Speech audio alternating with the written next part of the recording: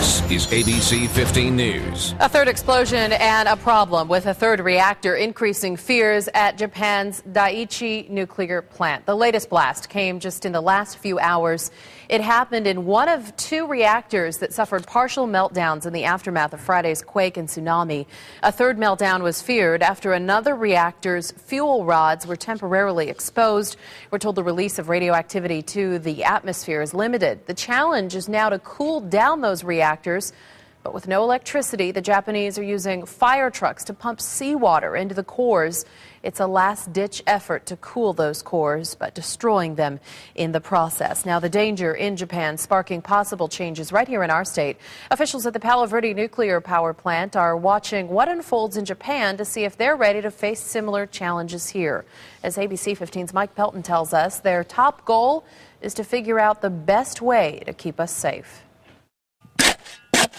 Luis Padilla lives here in the small town of Wintersburg. Now that what's going on in Japan, and I think it could happen here. He lives right next to the Palo Verde nuclear power plant and has heard Japan's fears of nuclear meltdown, even radiation leaks, events that have made Luis think about his own safety a little more. Yeah, I'm more scared. But one thing is for certain, that all these residents chose to come live in this small community, and many trust there are safeguards in place in case anything were to happen here at Palo Verde. So for years, we've been looking at what-if scenarios. APS Chief Nuclear Officer Randy Eddington tells me they have kept a close eye on Japan because you never know what could happen.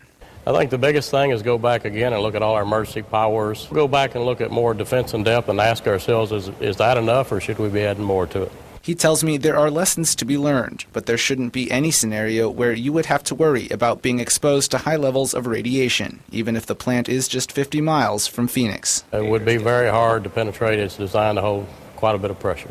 That should be good news for Luis, who says while he worries, he knows there's only so much he can do. A lot could happen. We just have to make the best of it, even though the plant's there. Try not to pay attention to it. Just live your life as you can. A hope that nothing bad will ever happen, but a promise that even with a little fear, he's not going anywhere. In Wintersburg, Mike Pelton, ABC 15 News.